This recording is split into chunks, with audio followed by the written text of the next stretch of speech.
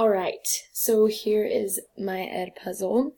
So in order for the students to access this, they go to, I think it's My Classes, and then they click on the one, and I made a few, but this is the one, and then they just click on it, and hit play. So here we go.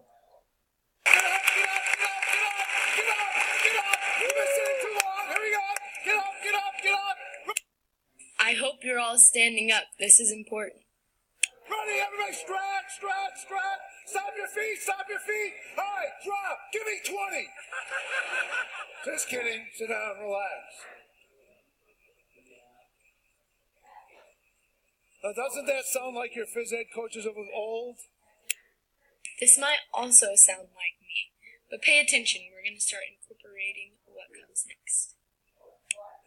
Well, I spent 40 years as a physical education teacher. So guess what? I'm here to talk to you about... So some students might try and skip, but as you can see, it won't let you go forward. Of course, you can go back, but it won't let you go beyond what you've already seen. But not the old school PE that you're used to. I'm here to talk to you about a physical education program that is individually focused, it's engaging, it's fitness-based, and if it's placed correctly in a school day, it's the most important aspect of a child's school day. So as you can see, once they get to a question mark, then obviously a question will come up. So what are the 4 parts of this PE program? And then they read through. So let's say they guess this one, which is the correct answer. So then they click submit, and it should give them a score so far up in the corner. And then they'll click continue. Now, there are 2 problems facing the world today in our schools. One, we're lagging behind our international... So even though this is a question mark, it's actually just a comment made by me. So he's talking about how we're lagging behind scholastically from international peers, I guess is what he says. So I found this graph to kind of show it, and the United States is in bold, so you can see how we're doing. And then I just added the comment, here's a graph showing where the U.S. is compared to other international countries in math, science, and reading. This picture is from, and then I gave the website in case they want to read more about this, and so on and so forth. And then, of course, they just click continue. Peers scholastically. 2, it's the health issues that our children face. Well, I'm here to tell you why that's occurring. Okay, so next, what are the 2 major problems that schools face these days? So actually, in this case, since it's fill in the blank, the students can actually go back, maybe rewatch. Scholastically. Yeah. 2, it's the health issues that our children face. Well, I'm here to tell you why that's occurring. So then I'm like, oh, after rewatching, it sounds like it's health problems and that we're lagging behind our international. Oh.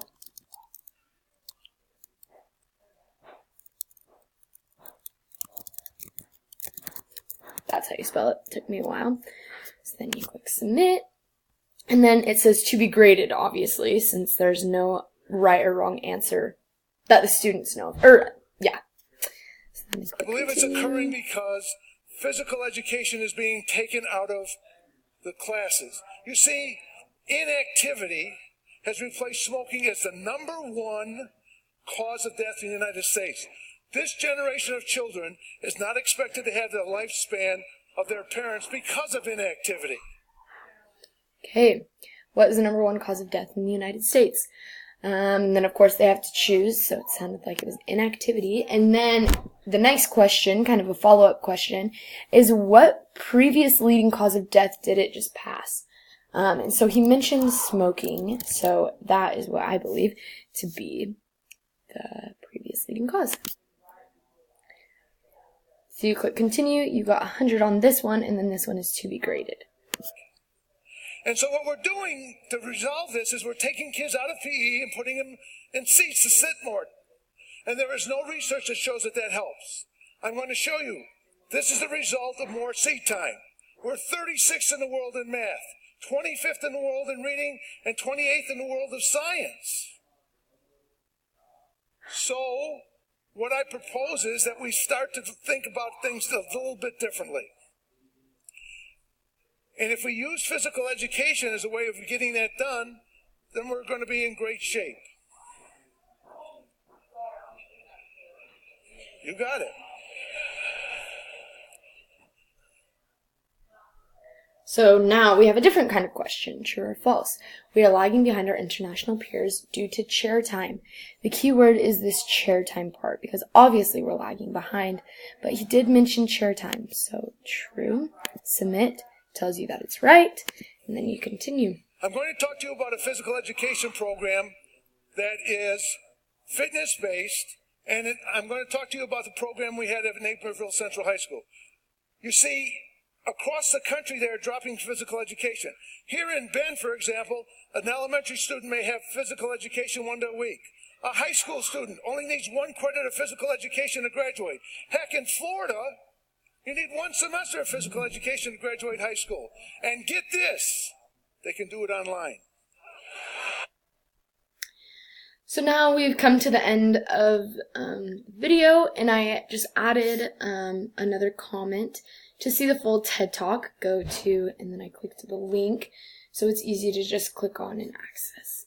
So then they click continue, and then it's at the beginning. So now they can come down here, and it kind of tells them that they finished their correct responses, and then so far only 60% has been graded because there are some fill in the blank questions. So they've seen all this, and then they know that they're done. And then as a teacher, I come into the grade book, and I go to PE. Oh, they don't have any grades yet, obviously. So I go to my class, and I click here. And then this is who has seen it. So I go to questions. Then I come here, and I see that they answered that one correctly. Still 1 pending to grade. So I see that, and that. And then I go in and I click if, let's see, 2 answers to grade. So I mark ungraded as correct.